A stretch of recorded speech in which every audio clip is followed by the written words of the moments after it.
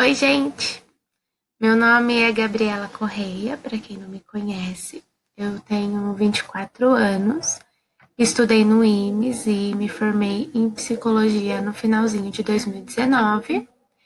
E hoje a professora Marcela me convidou para estar falando um pouquinho sobre o tema do meu TCC que eu apresentei no ano passado. É um prazer para mim estar aqui, a convite dessa professora que todo mundo sabe que é maravilhosa. E eu espero do fundo do meu coração que vocês gostem do que eu vou falar, do conteúdo que teve o meu TCC. É, eu queria dizer que, assim, eu tô passando a minha quarentena numa chácara.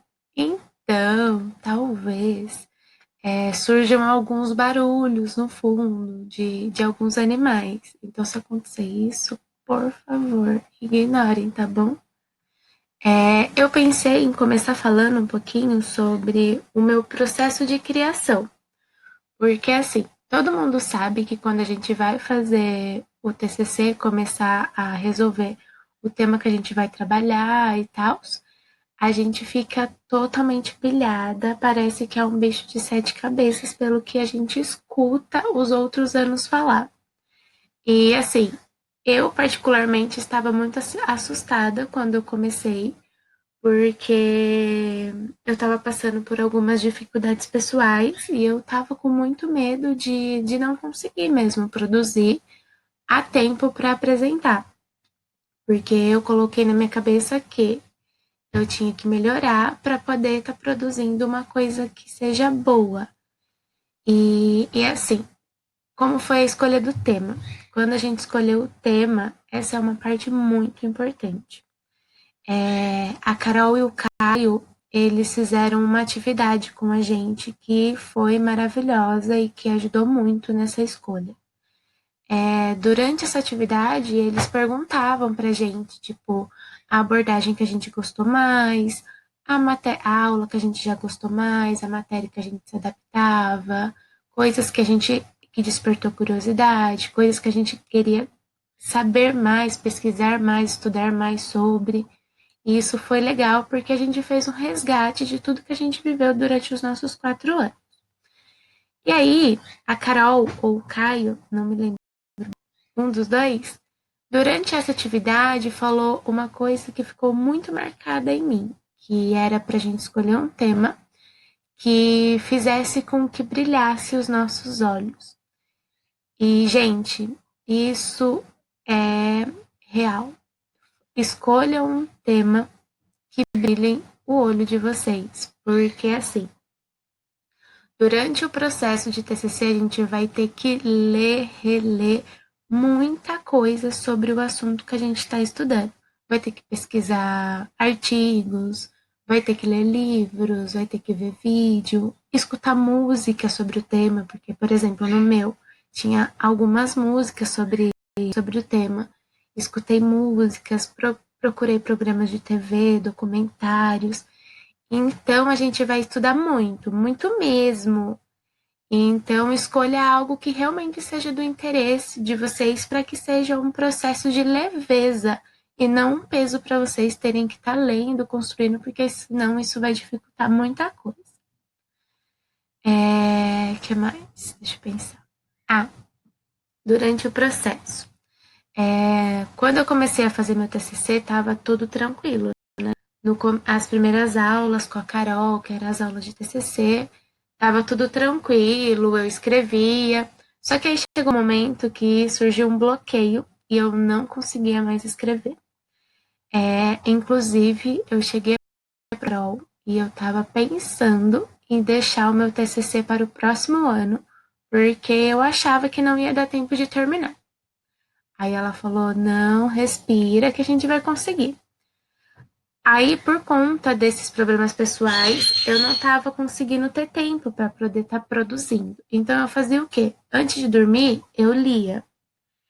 Eu não consegui fazer os fichamentos com os textos que eu estava lendo, mas eu lia e eu marcava algumas coisas que eu achava interessante colocar no meu TCC, em tópicos mesmo, em um caderninho. Isso me ajudou muito, porque quando eu consegui me equilibrar, conseguir me organizar, eu peguei esse caderninho e aí eu consegui construir o meu TCC rapidinho. Aí eu mandava para a Ju, tipo, 2 capítulos de uma vez, e aí eu consegui terminar a tempo. Acho que basicamente é isso. Agora eu vou falar um pouquinho sobre o meu TCC. O tema é Violência na Infância, uma realidade que precisa de atenção. A minha orientadora foi a professora Juliana, que é super atenciosa e eu gostei muito de estar produzindo esse trabalho junto com ela. Então vamos lá. Eu vou falar um pouquinho sobre o começo do meu TCC, o começo de tudo. Vou começar pela introdução, que na introdução eu coloquei um pouquinho sobre violência, mídia e sobre a ação, família, sociedade e Estado.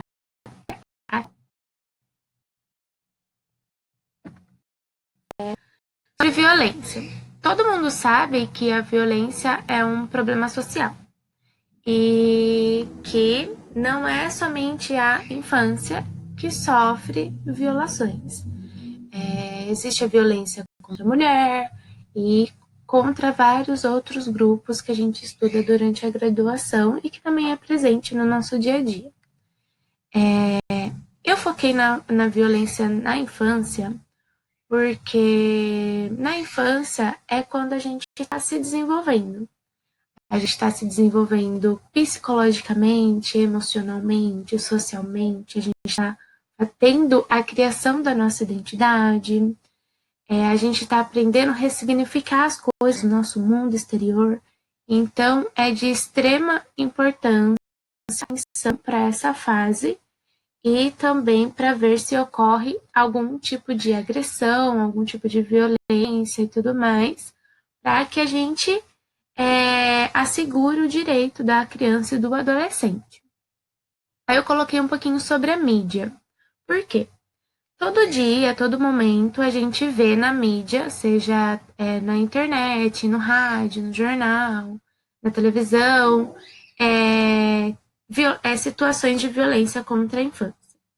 Entretanto, existe uma falha nessa divulgação, porque eles divulgam a violência que ocorreu, mas eles não divulgam as formas de combater essa violência, o que a pessoa pode fazer para deter essa violência, em que órgãos públicos ela pode procurar, entre outras coisas que era necessário estar divulgando e debatendo, e não é feito.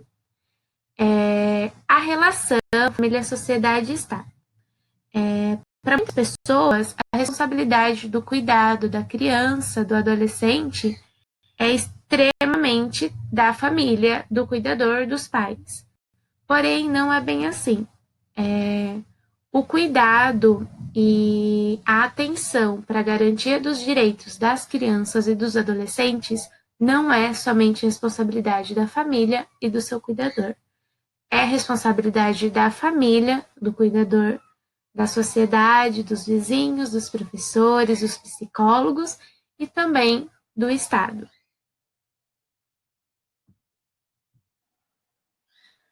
Agora eu vou falar um pouquinho para vocês sobre a minha justificativa. A princípio, a minha justificativa sobre o tema era a questão de promover debates mesmo e contribuir com as informações que é direcionada à violência na infância, porque era uma coisa que, tipo, no meu ambiente, no lugar que eu moro, não era muito falado. E o porquê que eu escolhi esse tema? Eu fiz estágio extracurricular em alguns projetos da cidade que eu moro, e nesses projetos eu tinha bastante contato com crianças que sofriam violência física, violência de gênero, violência moral, violência psicológica, e era um assunto que não era muito trabalhado. E outra coisa, durante o meu estágio, eu tinha bastante dificuldade de o que fazer com essas crianças que sofreram uma violação. E aí, por conta disso, eu pensei em fazer o meu TCC voltado nesse tema, porque eu acho que era necessário ter um trabalho com mais atenção voltada para isso, e também seria interessante para mim, que sofri um pouquinho quando eu fazia esse estágio extracurricular, porque eu não sabia muito como lidar, mas aí eu tinha supervisão, e aí eu conseguia, com a ajuda da supervisão, estar lidando com essas crianças que sofriam algum tipo de violação. E aí eu achei interessante falar sobre esse tema. Mais uma coisa, eu moro em um bairro que ele é muito estereotipado por conta de tráfico, droga, prostituição, e esse bairro tem muita violência. E aqui a violência é como se fosse normalizada. Por exemplo, os pais batem nos filhos para educar, e para eles isso é normal, porque isso foi passado de geração para geração e não teve nenhum espaço que pudesse informar que existe como educar de outras formas. Então, para eles, o bater, o violentar é como forma de educação, porque foi passado de geração para geração. Então, eu acho que volto a falar que é de extrema importância existir debates sobre esse assunto. Abordagem psicanálise, e a minha pesquisa foi qualitativa e quantitativa. Na parte de qualitativa, eu fiz análise de alguns artigos científicos,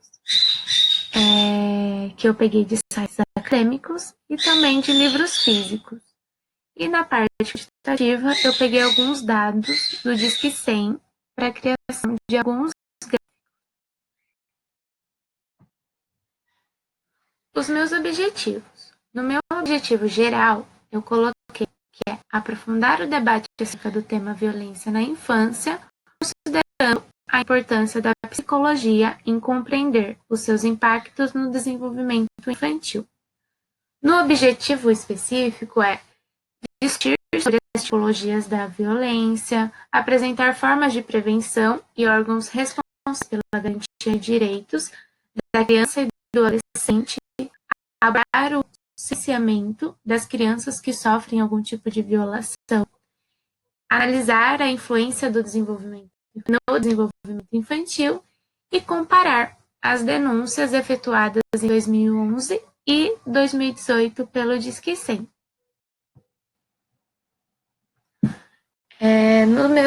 Nos resultados e discussões. O meu primeiro capítulo, ele fala sobre a infância. É fato que falar sobre a infância é falar sobre descobertas, sobre aprendizagem. E aí eu começo falando sobre a infância do antepassado. Como a gente sabe, a fase da infância, segundo o ECA, é de 0 a 12 anos.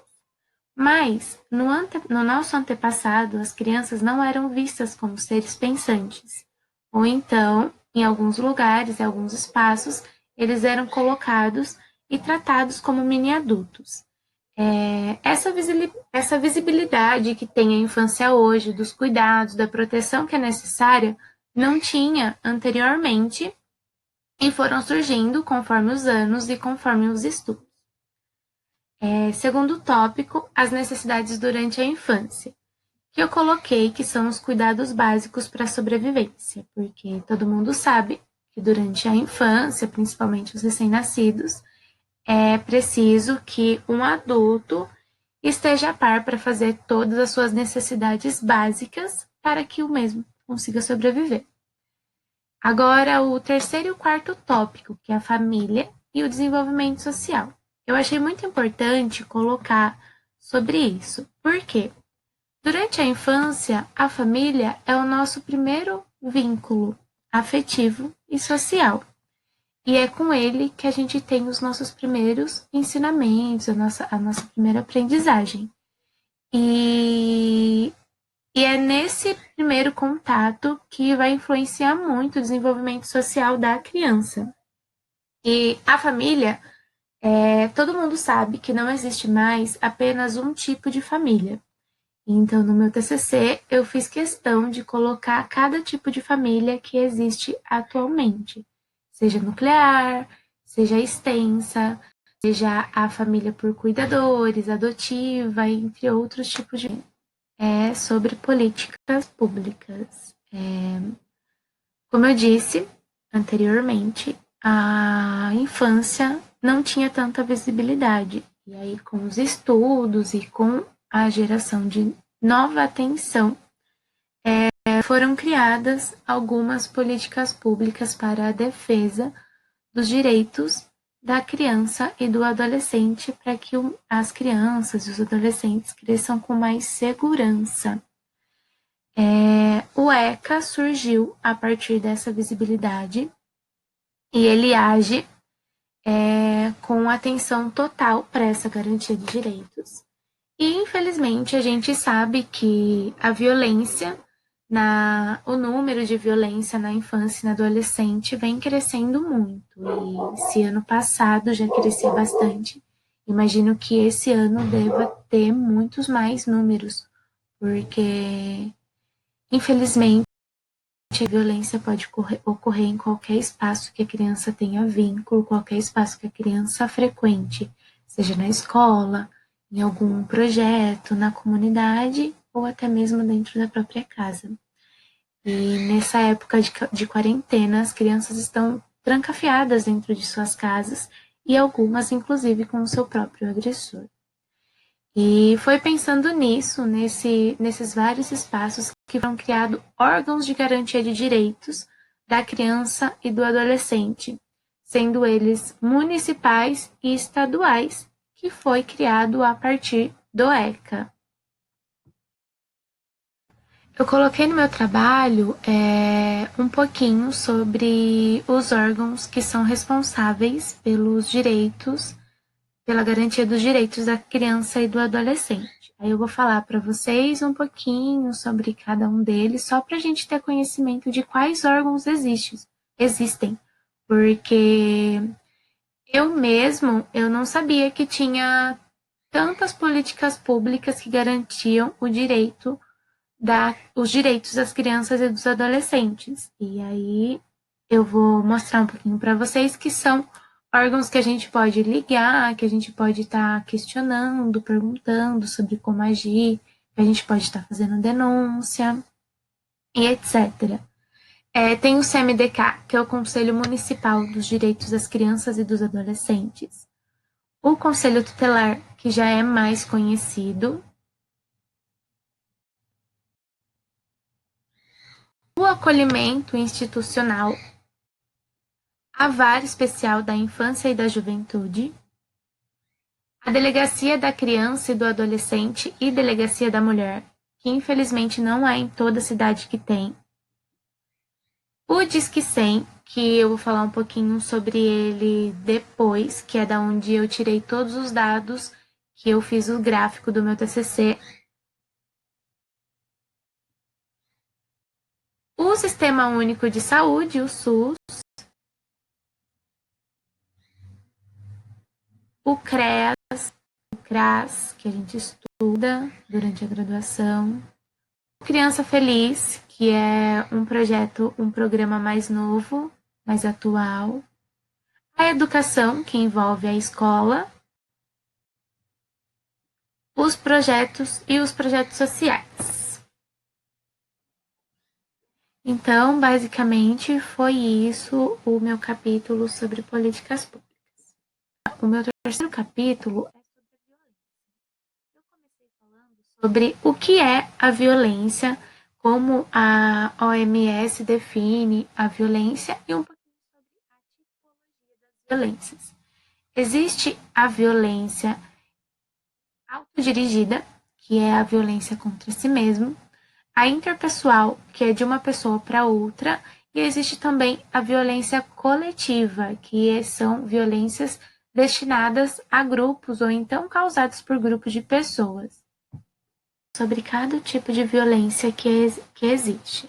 Violência e maus tratos existem quase a mesma definição.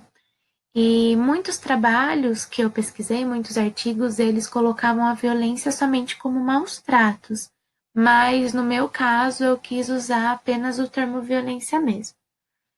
Eu falei um pouquinho sobre a negligência, que nada mais é que a falha em questão de cuidados da criança e do adolescente, seja ele qual for, a ausência do cuidado, seja ele em questão de saúde, seja ele em questão de vestimentas, pode ter a negligência em questão de educação, que é quando os pais não dão atenção, negligência de responsabilidade, e entre outras questões. Lembrando que a negligência ela é um pouco difícil de ser reconhecida, porque a gente sabe que não é todo mundo que tem a mesma educação, a mesma moral, os mesmos objetivos, os mesmos ensinamentos, a mesma cultura. Então a gente tem que levar tudo isso em consideração, inclusive a condição financeira também, que é caracterizada pelo uso da força, deixando lesão, ferimentos na criança, ou então pode ser também aquelas lesões, aquelas agressões que não deixam as marcas de que houve a agressão. Pode ser tapa, pode ser mordida, pode ser arranhão, tudo isso é caracterizado como violência física. A violência psicológica, que é caracterizada como agressões verbais que têm a intenção de humilhar a criança, deixá-la com vergonha, desvalorizada, que são os xingamentos, a humilhação mesmo, a chantagem, o não deixar a criança ter contatos com outras pessoas, essas coisas. A violência psicológica, eu queria fazer um comentário sobre ela. É a violência que é menos denunciada, porque são violências que não são muito notificadas, não são muito perceptíveis. Então, muitas violências psicológicas as pessoas consideram como se fosse uma brincadeira. Então, por isso, não há denúncia, não há uma atenção específica para isso. Porém, ainda assim, a violência psicológica pode trazer grandes danos ao desenvolvimento infantil.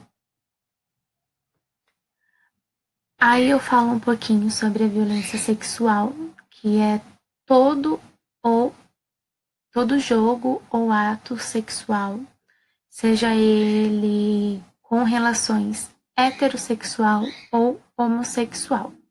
A violência sexual, ela pode ser física, que é a questão de usar a força para conseguir relação sexual com a criança, masturbá-la, ou então te fazer com que ela masturbe o agressor, tocá-la, despila, ou então ela pode ser também não física, que é sem o contato físico, que é a questão do assédio, a questão de ver a criança se despindo, pedir para que a criança se masturbe para o agressor ficar vendo.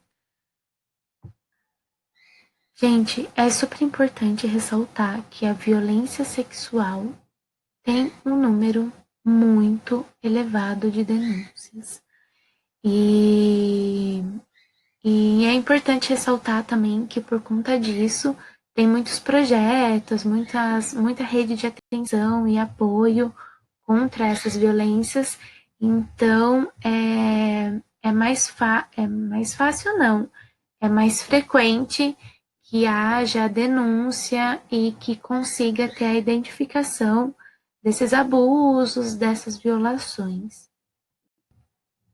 E aí também nesse capítulo sobre violência, eu fiz o último tópico, que é sobre outros tipos de violência, que fala um pouco sobre a pedofilia, o trabalho infantil, que também é importante ser discutido, a violência doméstica, a exploração sexual E a violência institucional. No meu quarto capítulo, eu falei sobre o silenciamento e as consequências no desenvolvimento de crianças vítimas de violência.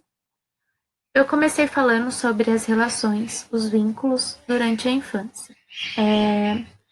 A violência na infância, a gente já sabe que, infelizmente, não ocorre somente dentro da própria casa da criança. Ela pode ocorrer dentro do lar, da casa, na escola, na sociedade, em ambientes de cuidados. E, infelizmente, quando isso acontece, quando a criança ela é violentada por uma pessoa que tem como finalidade exercer, é mais frequente que exista o silenciamento. Por quê? A pessoa está ali, ela é responsável por cuidar, por dar afeto, por dar amor, e ela violenta essa criança.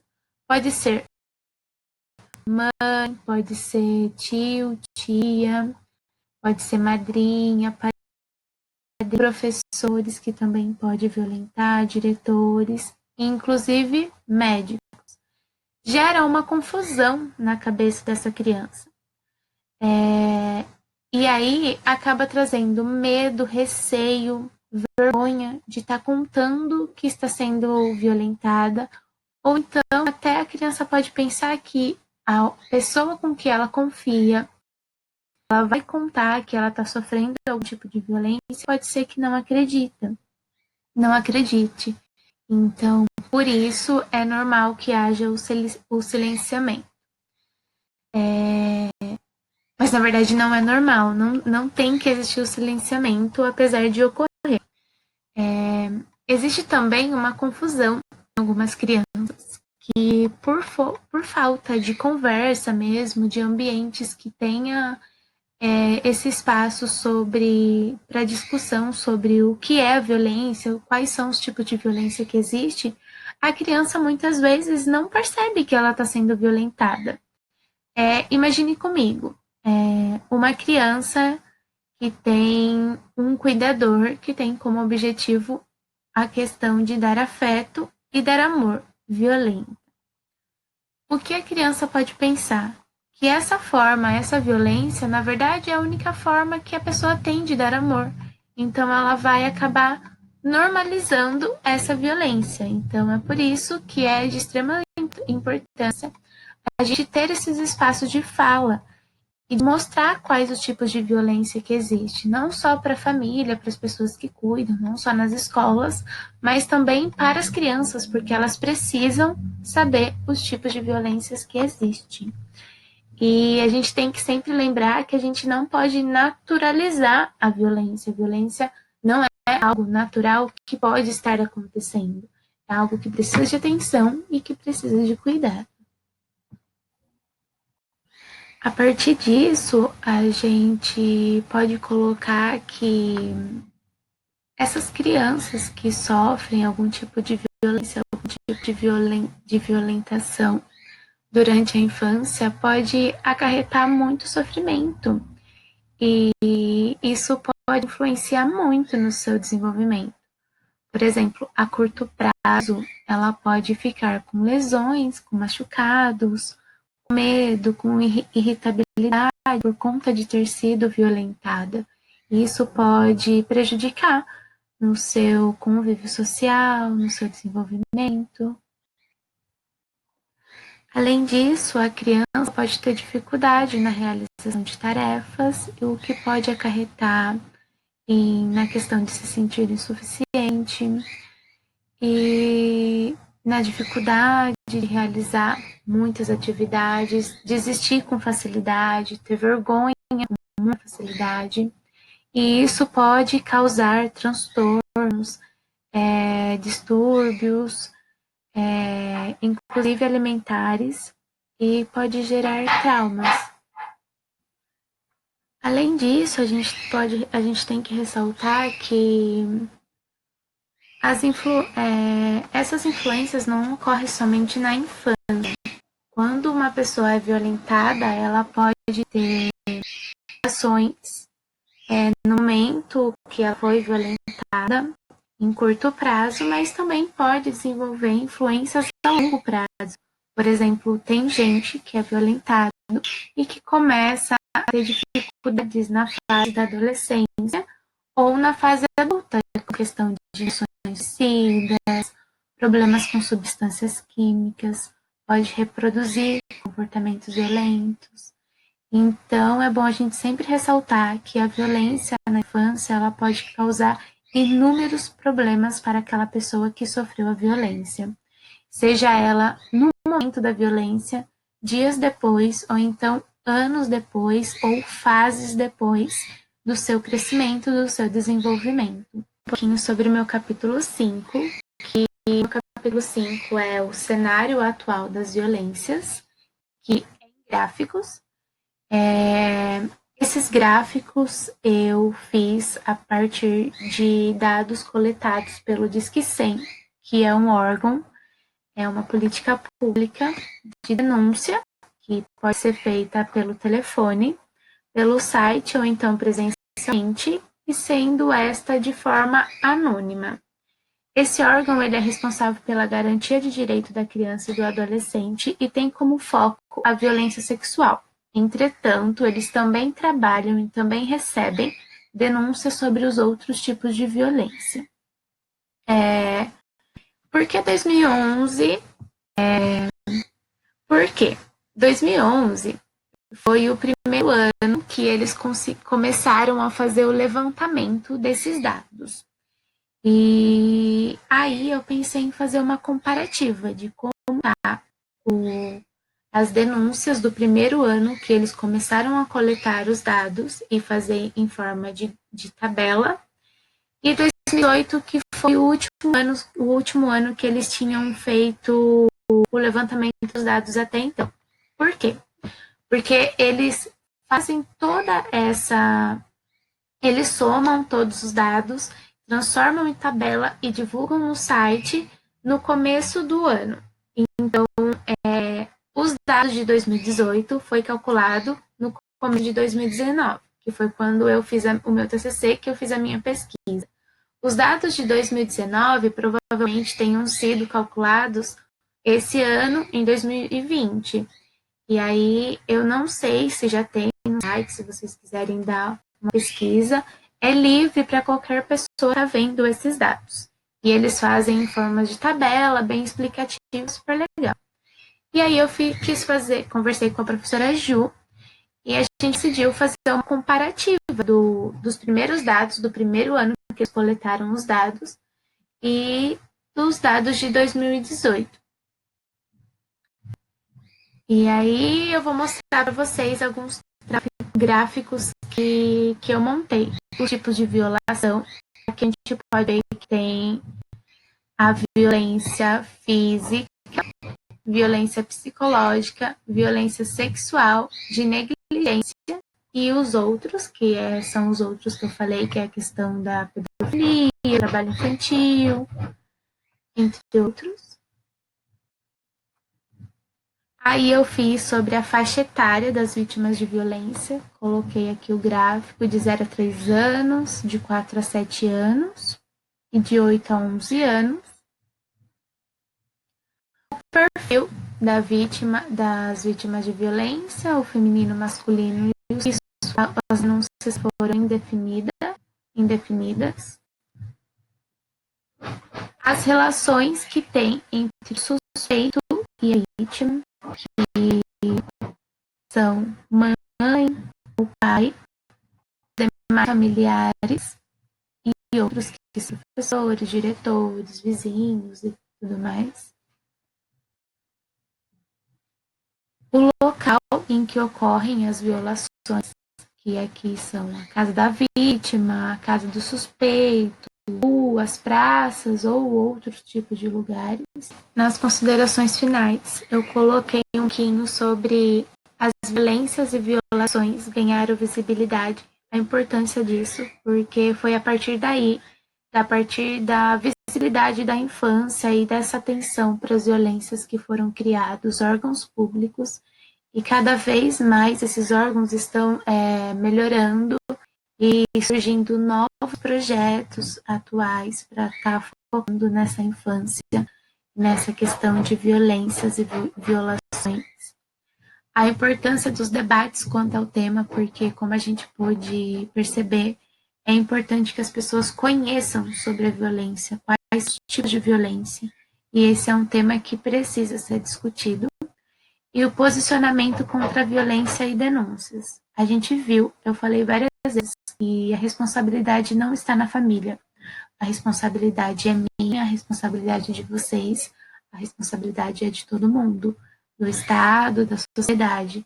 Então a gente também tem que estar sempre atento à violação e a gente tem que denunciar. Acho que não dá mais a gente ter dó para a gente falar, esse problema não é meu, é assim mesmo que ela lida. Não, a gente tem que falar sobre isso, a gente tem que se informar e a gente tem que denunciar. Aqui está um pouquinho sobre as referências. E é isso. Queria dizer que é um prazer estar aqui com vocês falando um pouquinho sobre o meu tema. Estou muito grata por esse espaço, por essa fala. E espero que vocês estejam bem, que estejam se cuidando nessa época de pandemia. E eu desejo muita sorte, muita luz durante o processo de construção do TCC de vocês. Tenho certeza que vai ficar tudo muito lindo. E é muito gratificante, muito prazeroso a gente ver tudo pronto, tudo feito.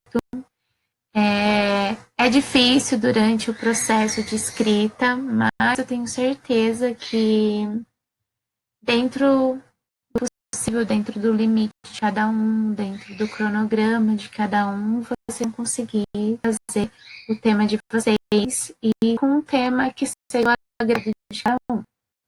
Então é isso, um beijo para vocês e obrigada pela oportunidade.